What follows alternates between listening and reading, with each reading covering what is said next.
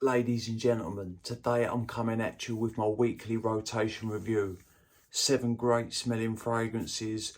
I wore some last week that I haven't reached for in a while. And you know when you pick up a fragrance, you haven't put it on in a while and you just spray it and you think to yourself, why haven't I been wearing this scent? Stay tuned to find out about these fragrances.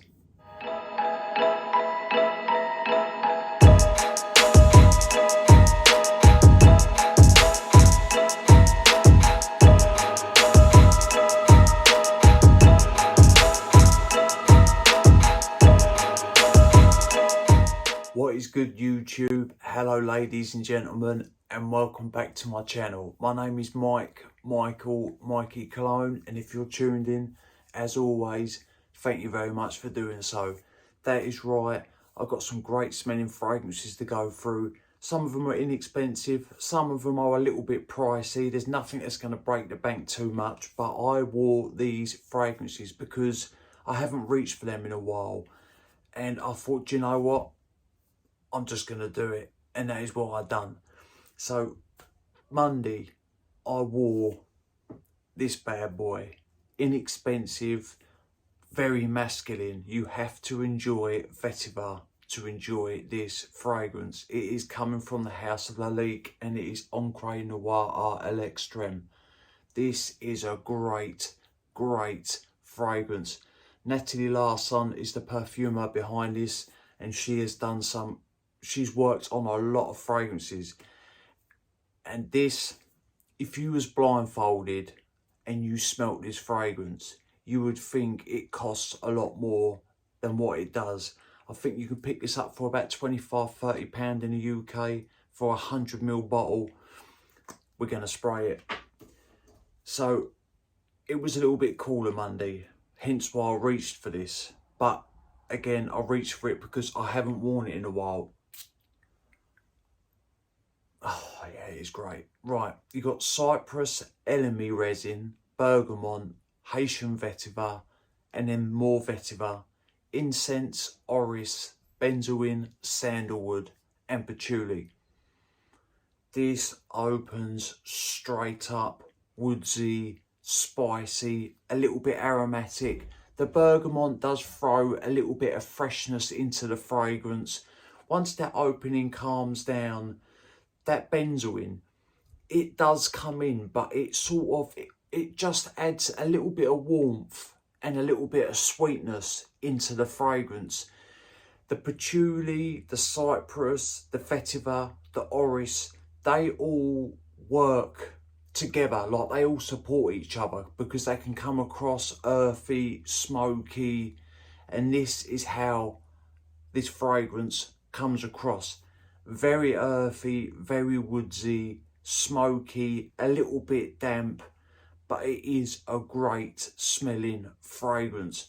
And for the price, it's smooth. Some vetiver fragrances can come across smelling rough, a little bit sharp, maybe screechy. This doesn't. It does have a little bit of a sharp twang when it first opens up. But after about 30 seconds, that does dissipate and then it is full on vetiver, and it's well worth the pickup. It really is. And I'm going to wear this more. Do you know what?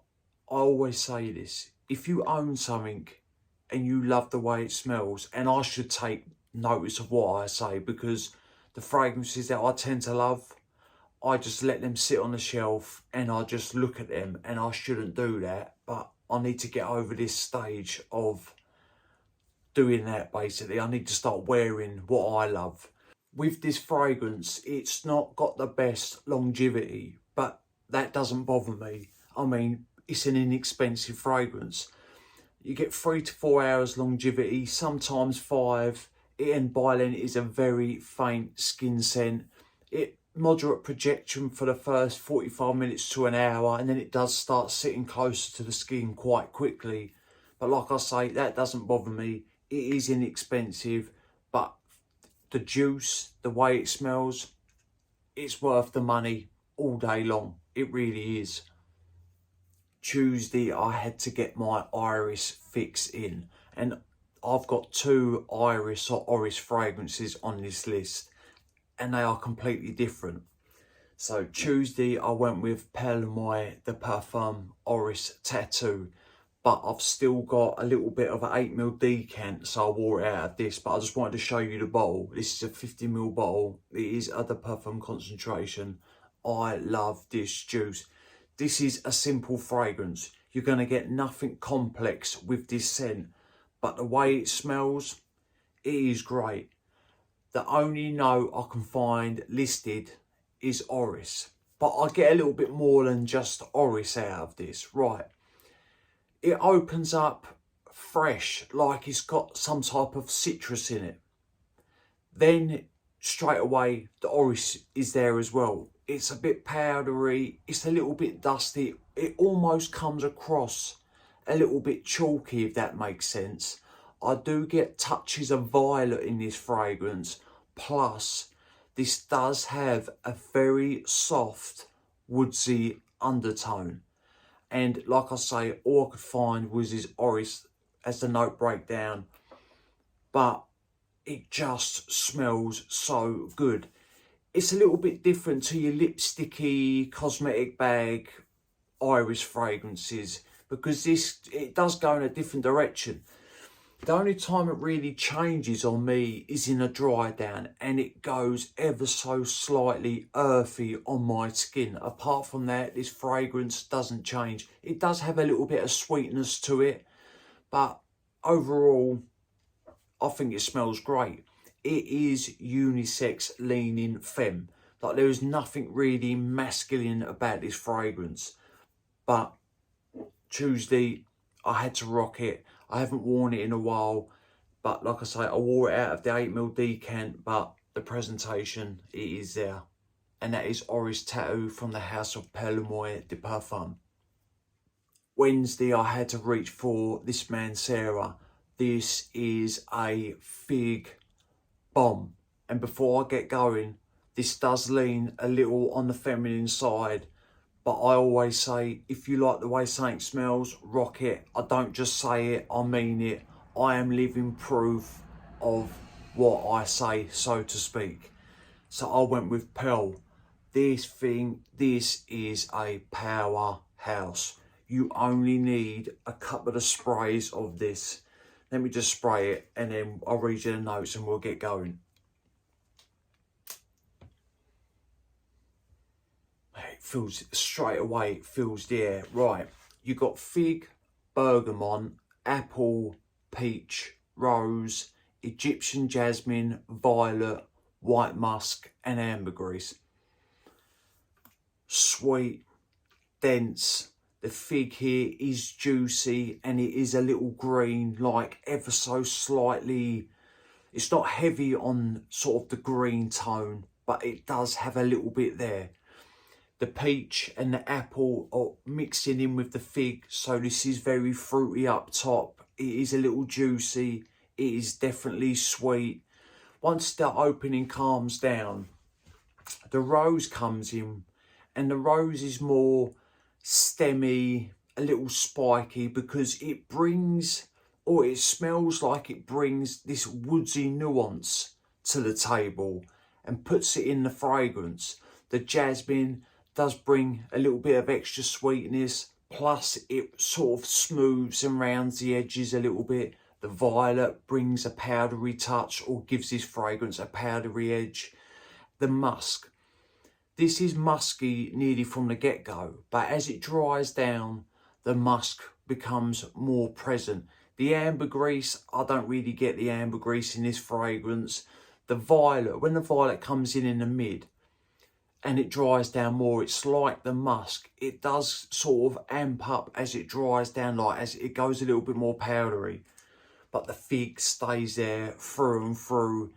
Fruity, sweet, figgy, slightly woodsy, musky. That is what you're going to get from Pearl. It is near on beast mode. It really is. I've had this bottle for a couple of years now. It is the screw cap, so I don't know if the formulation or if it's been reformulated. But this one, you get 8 to 9 hours on skin easy. I've worn this, I've sprayed this on, I've gone out for a few drinks, I've come home, gone to bed, and I can still detect it the next morning on skin, on clothes. It is on there for days. But fellas, if you're watching this does lean a little bit on the feminine side, but it is a fig bomb. I love it. And Wednesday I rocked Pearl from Mancera. Thursday I reached for this fragrance. When this first come out, I think in 2015, this was a hype beast, and for years to follow. A lot of people were saying this is one of the best date night fragrances. I think that's true, but in 2023 there is definitely better date night fragrances now than what this one is, but it's still a good fragrance. It's Dolce & Gabbana, the one, Eau de Parfum. I have had this bottle for about 6 years. It hasn't gone funky, it still smells good. Where it's sat, it's just matured. It's got a little bit richer and a little bit darker, a little bit more full-bodied. Right, we're going to get into it. That is the bottle. I think I've got about 40 ml left maybe, and I'm going to savour this scent. Right, you got grapefruit. Yeah, it's good. Right, you got grapefruit, basil, coriander, orange blossom, cardamom, ginger, amber, tobacco and cedar. This opens up sweet, a little spicy. You get the grapefruit, but the grapefruit, it just adds a little bit of bite up top, very faintly, and it is sitting way in the back. And then the tobacco comes in. It's more like a sweet cherry tobacco. The amber is adding warmth and sweetness. I'll tell you what I do get with this fragrance, and these notes are not listed.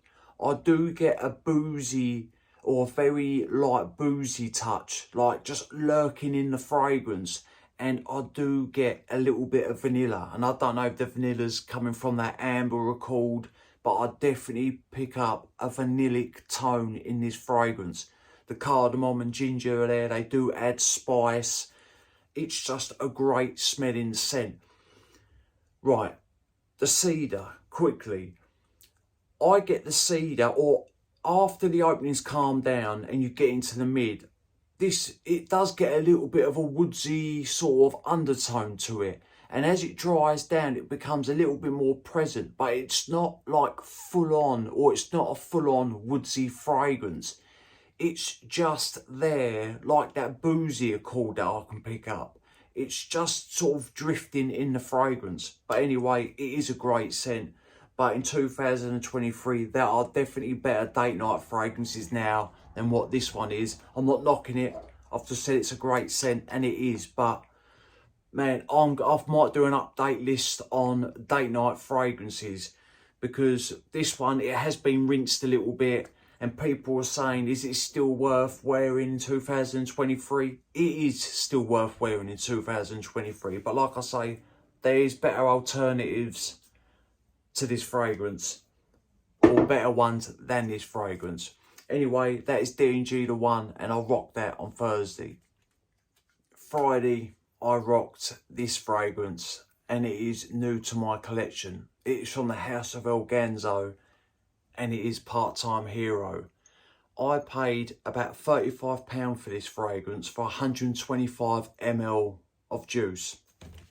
It is worth that money. This is a great, refreshing fragrance. To me, it's unisex. Let me just spray it.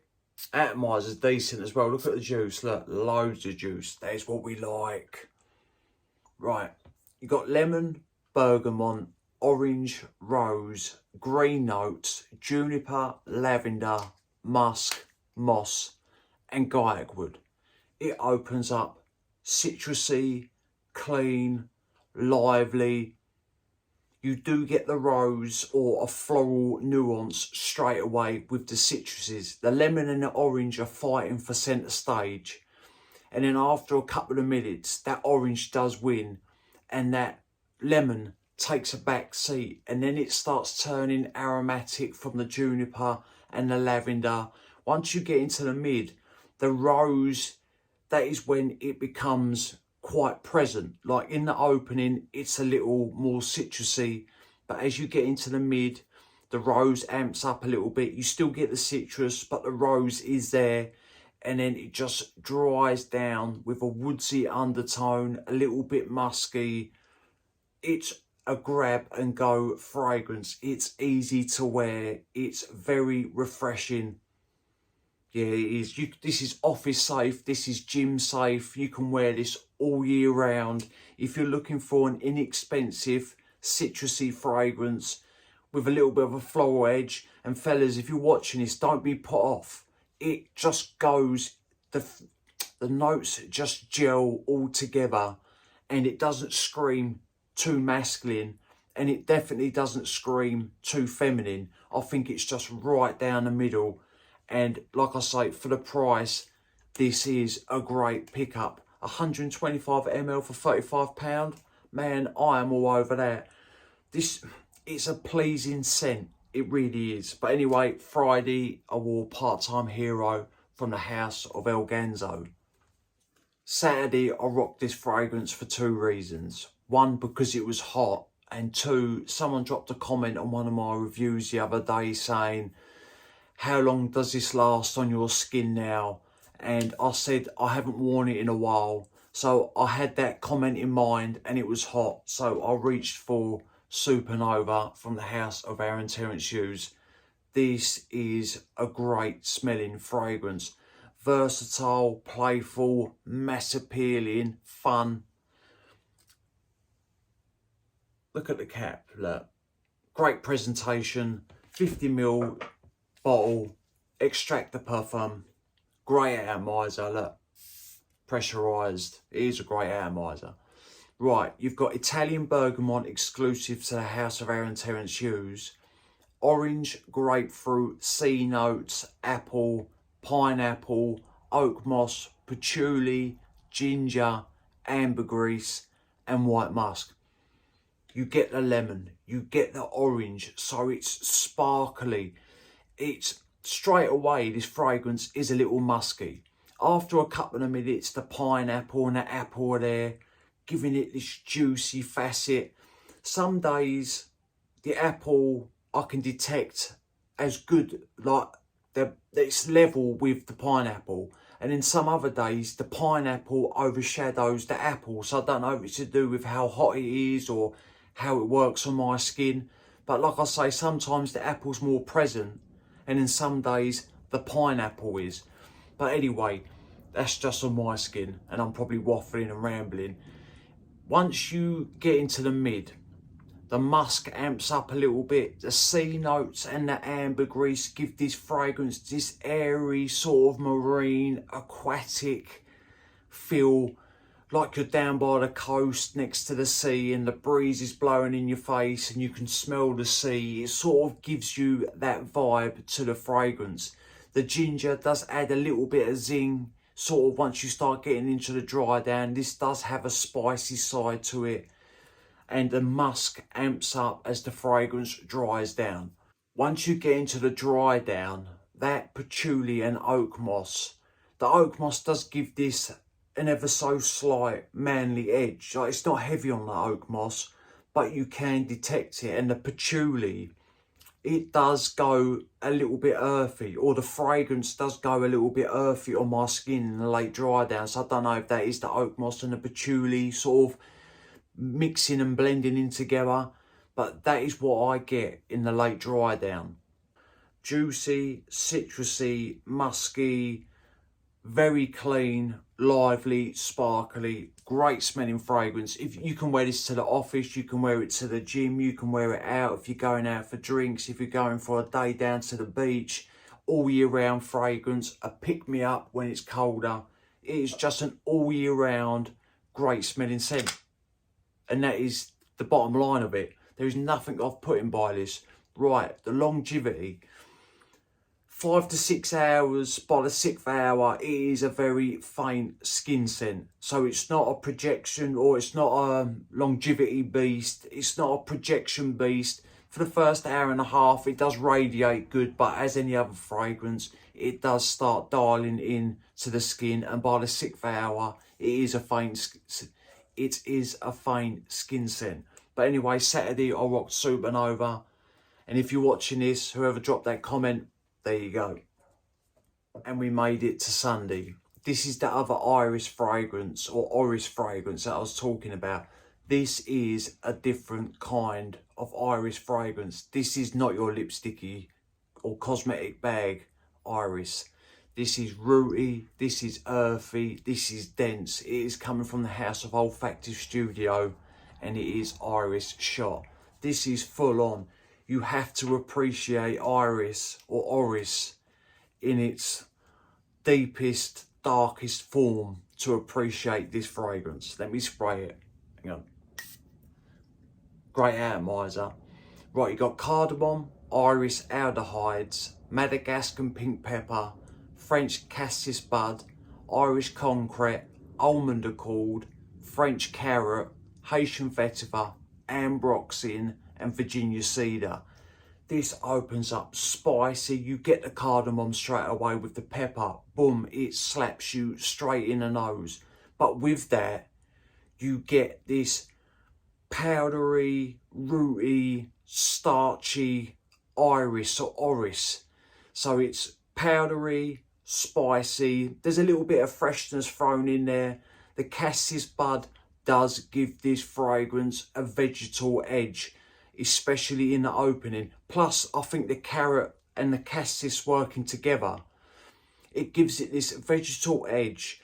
But after about 5 minutes, that vegetal facet, you still get it, but it is calmed down. And then this is when the fragrance turns creamy, buttery, whilst staying a little bit powdery. When you start getting into the dry down, you do get hints of woods. The vetiver is there. The vetiver don't come out really on my skin till the late dry down. Like, I get more of that cedar wood sort of in the mid through to the dry down. It makes itself known in the mid, and then it amps or it turns up a little bit once you get into the dry down, and then that's when the vetiver joins in. But overall, like, I'm going to say it again, rooty, earthy, dense, powdery, creamy. It's just got, it goes through different stages, and that is why I love this fragrance. I mean, when this runs out, I will be getting a backup bottle of this. I know I've got loads of juice left. This is a 100ml bottle, and I believe these are extract de parfum, or extrait de parfum they are, yeah, so they're higher oil concentration. But I love the way this smells. It does lean a little bit on, I would say unisex, leaning feminine a little bit. Like, again, it doesn't scream masculine, and it doesn't scream too feminine. You've got to enjoy Iris or Oris in all its forms, apart from the lipsticky side. But anyway, that was Sunday, and that is Iris shot from Olfactive Studio. Right, people, thank you for sticking with me. 7 great fragrances in my opinion. Some of them are inexpensive. Like I say, some of them are a little bit more expensive, but nothing that will break the bank. I am glad that I wore these. Let me know which ones you have tried out of these, or which ones you own out of these. If you're interested in any, drop a comment down below, and I will always get back to you, and I'll explain whatever you ask. Remember, people, smelling good's always a pleasure and never a chore, and I will definitely see you lot on the next one. Cheers.